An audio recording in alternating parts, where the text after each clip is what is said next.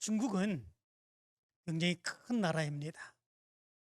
그렇지만 일반적인 사람들의 삶의 수준은 우리나라 사람들보다 좀 떨어지지요. 우리나라 사람들보다 더 어렵게 사는 그런 사람들이 많습니다. 그렇지만 우리나라 사람보다 훨씬 잘 사는 엄청난 부자들, 그런 사람들이 또한 굉장히 많이 있다고 그럽니다. 그런데 중국에 아주 잘 사는 1%의 부자들, 그런 사람들은 독특한 그런 삶을 산다고 그러죠. 자기네 나라에서 나는 물건들, 이런 것들은 사용하지 않고 일본제를 선호해서 일본제를 모든 가전제품, 심지어 먹는 물까지 일본에서 공수해다 먹는다고 그럽니다. 왜 그러겠습니까? 정말 잘 사는 그런 사람들입니다. 그런데 왜 자기 나라에서 나는 그런 것들을 먹지 않고, 우리나라는 신토부리 그렇게 얘기하지 않습니까? 그래서 우리나라에서 난 것들, 그런 것들이 훨씬 더 좋다 얘기하면서 사용을 하고 있는데, 중국 사람들은 그러하지 않다고 그러지. 특별히 상위 1%층에서는 더욱더 그러지 않는다고 그럽니다. 그렇게 하는 이유는 중국제는 가짜, 짝퉁이 많아서 그렇다고 그럽니다. 이 중국산은 굉장히 많은 그런 짝퉁이 있다고 그러죠. 우리가 생각할 수 없는 그런 많은 것들이 다 가짜로, 그리고 짝퉁으로 만들어진다고 그럽니다. 일례로 어느 정도냐 하면, 어떤 농부가 봄에 씨를 뿌리기 위해서 씨를 사다가 그 밭에 뿌렸습니다.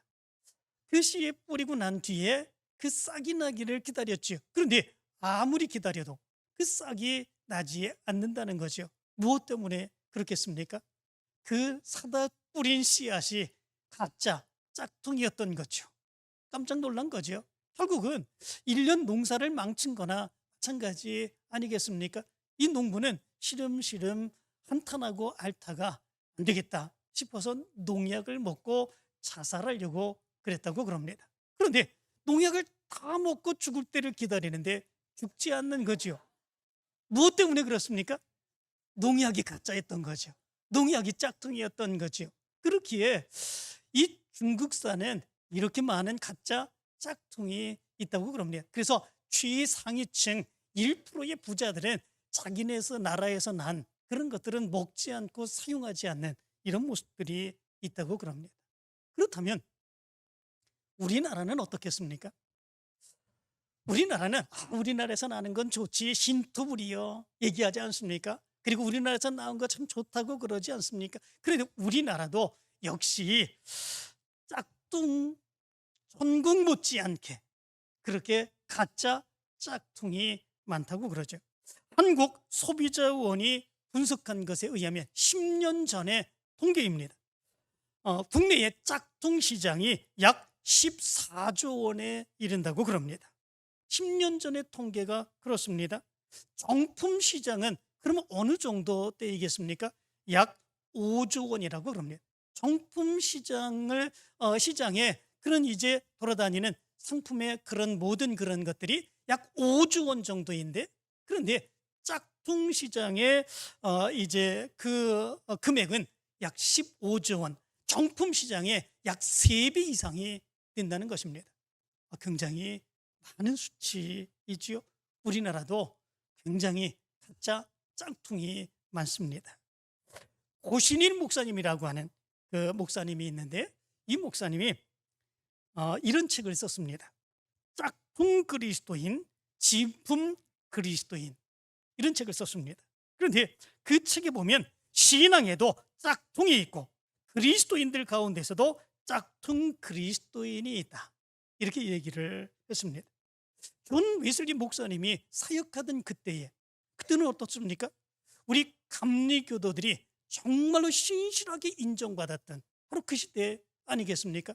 특별히 정말 산업화 시대였던 바로 그 시대 속에서, 정말 무너지던 그 엄청난 어려운 그 영국 시대 속에서 우리 감리교회가 그 시대를 일으키고 그리고 발전을 도모하는 그런 중추적인 역사를 감당했던 시대, 그때가 바로 존 위슬리가 우리 감리교를 일으켰던 바로 그 시대였습니다. 그때에 감리교인이 되려면 보통 힘들지 않았습니다. 굉장히 힘들게 시험을 보고 그리고 테스트를 하고, 그렇게 해서 그렇지 않은 사람들은 감리교에서 추방하고, 이렇게 해서 감리교도를 세우는 그런 모습들이 있었습니다. 그렇기에 어디를 가든지 감리교인이라고 하는 증명서 하나만 제출하면 그 사람들이 다 그 당시에는 인정해주고 높여주는 그런 모습들이 있었다고 그러죠. 그런데도 감리교 존 위슬리 목사님은 이런 설교를 했었다고 그러지요. The almost Christian, 거의 그리스도인, 이런 그리스도인이 되지 말라, 이런 설교를 했었다고 그럽니다. 그 시대 속에서도 철저히 검증하고 철저히 신뢰받는 감리교도들인데도 불구하고, 그럼에도 불구하고 The almost Christian, 그런 크리스찬, 거의 크리스찬, 이런 크리스찬이 되어서는 안 된다, 이런 설교를 했었다고 그럽니다. 그런데 오늘 설교 말씀 가운데도, 본문 말씀 가운데도 보면 예수님께서도 그런 말씀을 해주고 있는 것을 보게 됩니다. 당시에 예수님을 따르던 사람들이 많이 있었습니다. 수많은 사람들이 예수님을 따랐지요. 그 중에는 예수님의 소문을 듣고 예수님으로 인하여 무엇인가를 얻기를 원하며 예수님을 따랐던 많은 무리들이 있었습니다. 뿐만 아니라 바리새인들, 서기관들, 이런 사람들, 이 사람들은 예수님을 따르기는 했지만 예수님을 따르며 예수님이 제자 되기를 원하고 예수님의 뜻을 이루기를 원하며 예수님과 함께 그 사역을 감당하기 위하여 예수님을 따른 것이 아니었습니다. 뭔가 예수님으로 인하여 꼬투리를 잡고자 했었고, 그리고 예수님을 비난하고자 하는 그런 모습 가운데 예수님을 따랐던 그런 모습들이 있었습니다. 오늘 성경 말씀, 그 위의 말씀 가운데 보면 예수님께서는 큰 역사를 일으키셨죠. 귀신 들려 눈 멀고 말 못하는 사람을 예수님께서 고쳐주십니다. 그 모습을 보면서 이 바리새인들, 서기관들이 이렇게 얘기합니다. 이가 귀신의 왕 바알세불을 힘입지 않고는 귀신을 쫓아내지 못하느니라, 이렇게 얘기를 합니다.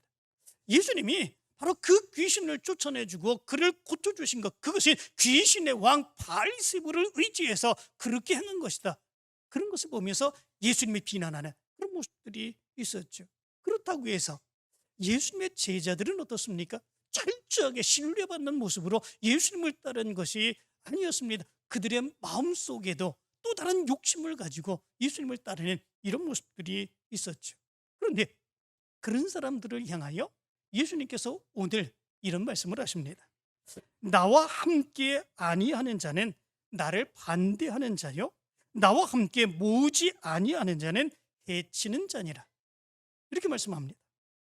예수님과 함께하지 않는 사람은 예수님의 반대자다, 예수님은 그렇게 말씀을 합니다. 더 적극적으로 예수님의 일에 함께 참여하지 않는 사람, 그런 사람들은 예수님을, 그 사역을 해치는 사람들이다, 이렇게 말합니다.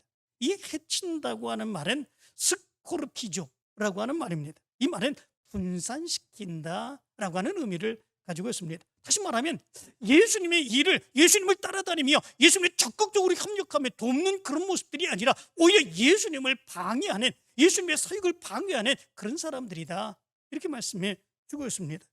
나와 함께 아니하는 자는 나의 반대자들이고, 그리고 나와 함께 모으지 않는 사람들, 이런 사람들은 내가 행하는 사역을 방해하는 그런 사람들이다, 예수님이 이렇게 말씀합니다. 그런데 다른 말씀 가운데서 보면은 예수님은 이렇게 말씀하지 않으셨습니다. 오히려 다른 말씀을 보고 이 본문의 말씀을 보면 좀 모순되고 좀 상충되는 이런 모습들이 있는 것 같기도 합니다. 특별히 마가복음 9장 38절부터 40절까지의 말씀을 보면 예수님이 이렇게 말씀합니다. 요한이 예수께 여짜오되 선생님, 우리를 따르지 않는 어떤 자가 주의 이름으로 귀신을 내쫓는 것을 우리가 보고 우리를 따르지 아니함으로 금하였나이다. 예수께서 이르시되 금하지 말라. 내 이름을 의탁하여 능한 일을 행하고 즉시로 나를 비방할 자가 없느니라. 우리를 반대하지 않는 자는 우리를 위하는 자니라. 이렇게 말합니다. 동일한 내용의 말씀이지만 누가복음 9장 49절부터 50절까지의 말씀 보면 이렇게 말하죠. 요한이 여짜오되 주여 어떤 사람이 주의 이름으로 귀신을 내쫓는 것을 우리가 보고 우리와 함께 따르지 아니함으로 금하였나이다. 예수께서 이르시되 금하지 말라. 너희를 반대하지 않는 자는 너희를 위하는 자니라 하시니라. 이렇게 말씀합니다. 예수님을 따르지는 않습니다. 그렇지만 예수님이 행하시는 그 놀라운 능력, 권세 이런 것들을 보면서 예수님의 이름을 사용하면 나에게도 놀라운 역사가 일어나겠지 생각하며 예수님의 이름을 이용하여서 자기의 이득의 도구로 삼게 되는 이런 모습들이 있게 되었다라고 하는 거죠. 제자들이 그것을 보고 가만히 있겠습니까? 예수님을 따르지 않으면서도 예수님의 이름을 이용해서 자기의 이익을 추구하는 이런 사람들이기 때문에 그렇죠. 그렇게 제자들이 금했던 거지요. 그렇지만 예수님께서는 오히려 그런 것에 대해서 금하지 말라 이렇게 말씀해 주고 있습니다. 그리고 우리를 반대하지 않는 자는 우리를 위한 자니라. 너희를 반대하지 않는 자는 너희를 위하는 자니라. 예수님께서 이렇게 말씀합니다. 왜 그렇게 말씀하실까라고 하는 거죠. 무엇 때문에 그런 것이겠습니까? 사실은 그렇게 행한 사람들, 그들은 지금은 예수님이 어떤 분이신지 모릅니다. 그렇지만 예수님이 놀라운 능력의 역사를 행합니다. 권능의 역사를 행합니다. 예수 그리스도의 이름으로 나도 그렇게 행하면 그런 역사를 일으키지 않을까, 나에게 좀 이익이 되지 않을까, 그렇게 해서 예수를 이용하는 모습들이 있습니다. 그렇지만 저들이 예수님을 바르게 깨닫게 되는 그런 모습들이 있게 되면 어떻게 되겠습니까? 예수님을 이용하려고 하는 그것이 아니라 이제는 전적으로 예수님을 사모하고 예수님의 사역을 감당하는 그런 사람들이 될 수 있다라고 하는 거죠. 그렇기 때문에 예수님께서는 그것을 반대하고 그리고 금하지 말라 이렇게 말씀해 주고 있는 것을 보게 됩니다. 그런데 오늘 말씀에서는 그것과 전혀 다른 그런 말씀을 하고 있지 않습니까? 나와 함께 아니하는 자는 나를 반대하는 자요, 나와 함께 모으지 아니하는 자는 해치는 자니라. 어떤 사람들입니까? 지금 이 사람들은 예수님을 따르고 있는 사람들입니다. 수많은 사람들이, 무리들이 예수님을 따르고 있습니다. 제자들이 따르고 있습니다. 바리새인들 비난하기를 원하지만 예수님을 지금 따르고 있습니다. 그런 사람들을 향하여 예수님께서는 말씀을 합니다. 나와 함께 아니하는 자는 나를 반대하는 자요, 나와 함께 모으지 아니하는 자는 해치는 자냐. 왜 예수님이 이렇게 말씀하셨을까라고 하는 거죠. 조금 전에 말씀드린 그 말씀은 예수님의 이름을 이용하여서 자기 이익을 도구로 삼는 그런 사람들인데, 그런 것들을 금하지 말라고 하고 반대하지 않는 사람들은 너희의 유익을 위한 사람들이다 이렇게 말씀을 하시면서 오히려 예수님을 따르고 있는 그 사람들을 향하여 이렇게 얘기하고 있는 이런 모습들이 있을까라고 하는 거죠. 무엇 때문에 그러겠습니까? 지금 이 사람들이 어떤 사람들인지 우리가 알면 예수님이 왜 이렇게 얘기하시는구나 라고 하는 것을 분명하게 알 수 있게 됩니다. 예수님을 따르는 그런 사람 중에 바리새인들, 이 사람들은 어떤 사람들이었습니까?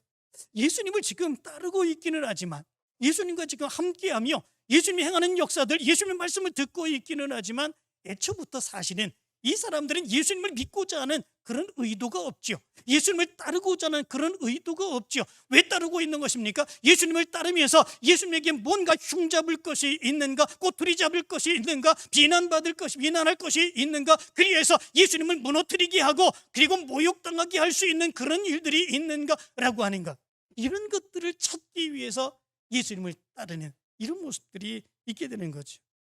바로 그 위에 말씀 가운데 보면은 안식일 논쟁이 있습니다.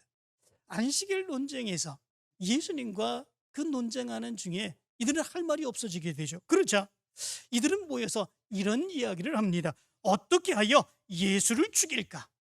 이렇게 의논합니다. 그들은 예수님과 이야기를 통해서 예수님 앞에서 할 말이 없습니다. 그러니까 이제 예수를 죽이자라고 하는 논의를 하고 있는 이런 모습들이 그들의 모습 가운데 있다라고 하는 거죠. 예수님께서 귀신 들려서 말 못하는 사람, 눈 먼 사람, 이 사람을 고쳐주자. 뭐라고 얘기를 합니까? 이가 귀신의 왕 바알세불을 힘입지 않고는 귀신을 쫓아내지 못하느니라, 이렇게 얘기를 합니다. 예수님이 그렇게 한 것, 귀신의 왕 바알세불의 힘에 의지해서 바로 그렇게 한 것이다. 오히려 예수님이 더 나쁜 사람이다. 귀신의 왕의 힘을 의지해서 행하는 더 나쁜 사람이다, 그렇게 비난하는 그런 모습들이 있었던 거죠. 그들은 예수님을 따라다니지만 예수님과 함께하는 사람은 아닙니다. 예수님을 반대하는 사람들이고, 그리고 예수님이 행하시는 사역을 방해하는 그런 사람들이었던 거죠. 그러면 무리들은 어떤 사람들이었습니까? 사실은 그들은 예수님이 행하는 그런 일들을 보면서 놀랍게 여기는 그런 모습들이 있었습니다. 예수님이 행한 그런 사역, 귀신 들려서 귀머거리 되고 눈먼 사람, 그 사람을 예수님이 고쳐주게 됩니다. 그때에 그들은 놀라며 이렇게 얘기합니다. 이는 다윗의 자손이 아니냐, 이렇게 얘기를 합니다. 다시 말하면 하나님이 이스라엘 백성들을 위해서 보내주신 메시아가 바로 이분이 아니냐, 그들은 놀랍게 여기며 그렇게 이야기를 합니다.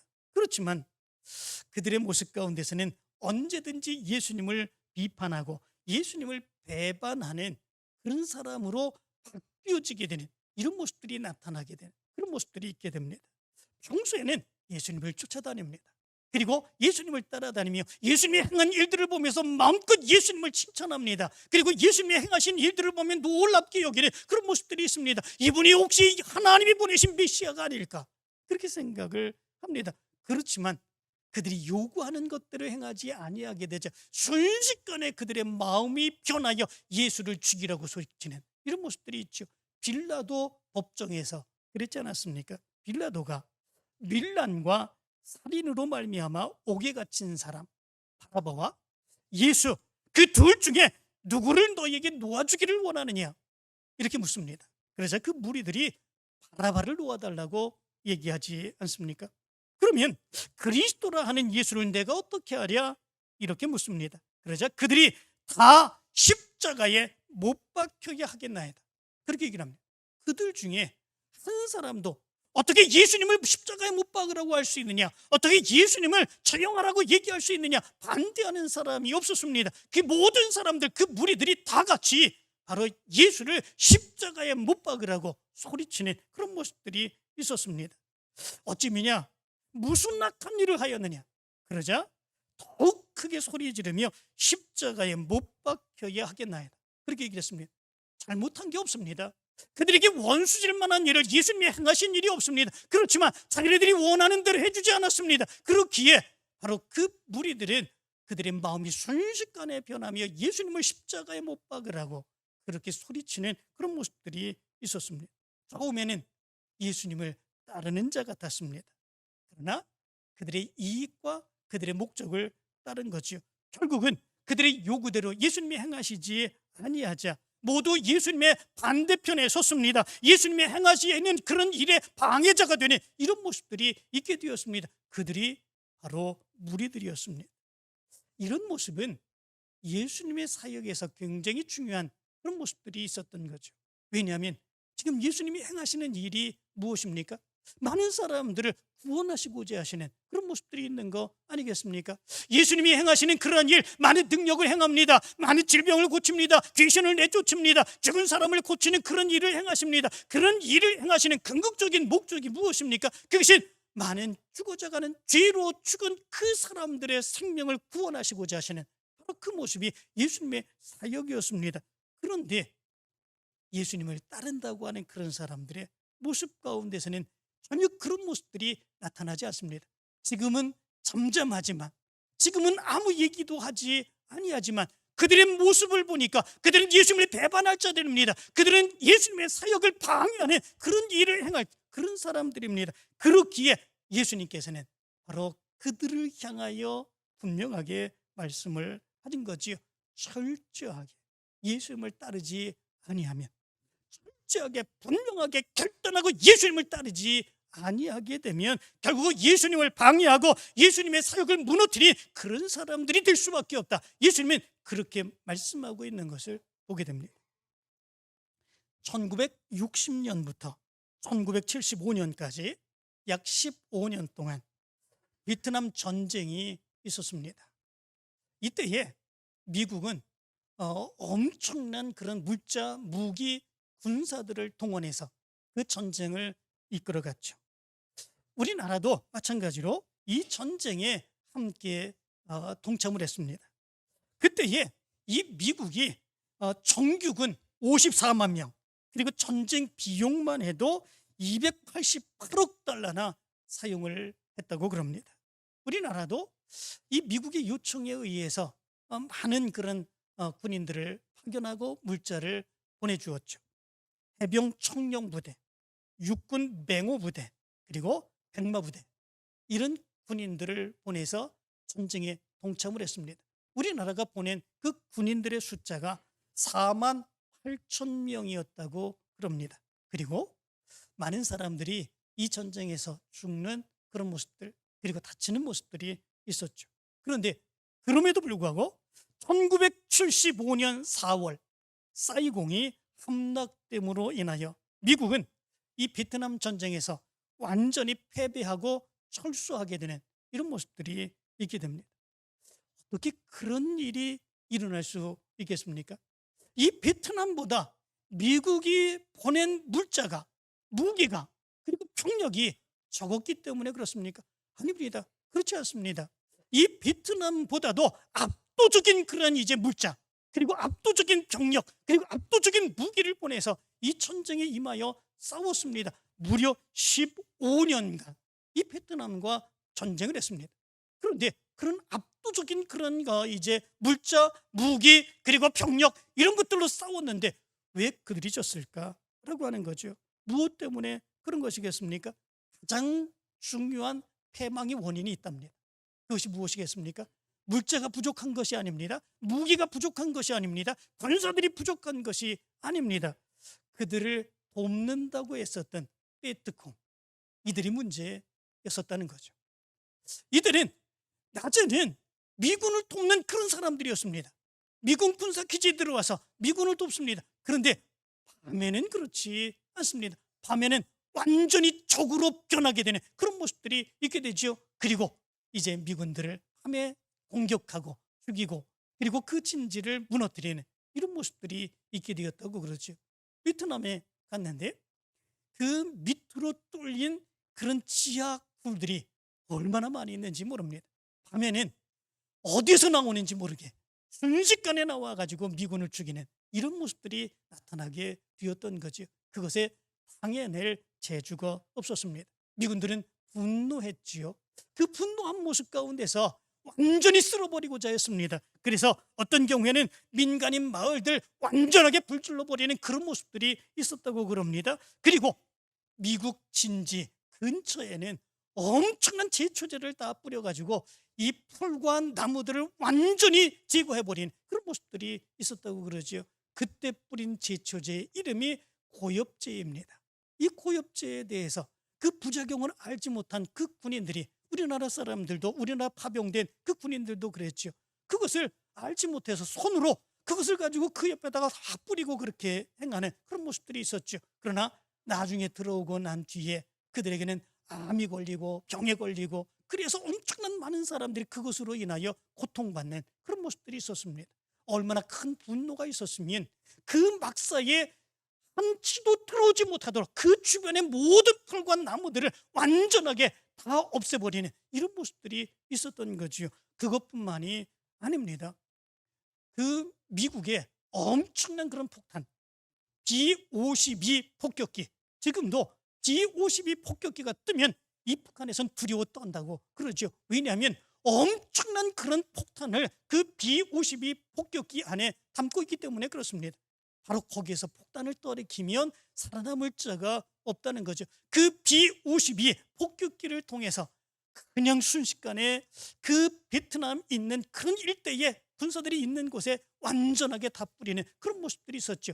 그 정도가 어느 정도인지 융단으로 뿌리는 것 같다라고 해서 융단 폭격이라고 하는 그런 말이 나올 정도였다고 그럽니다. 대단하지 않습니까? 그 모든 마을들을 다 불태워버립니다.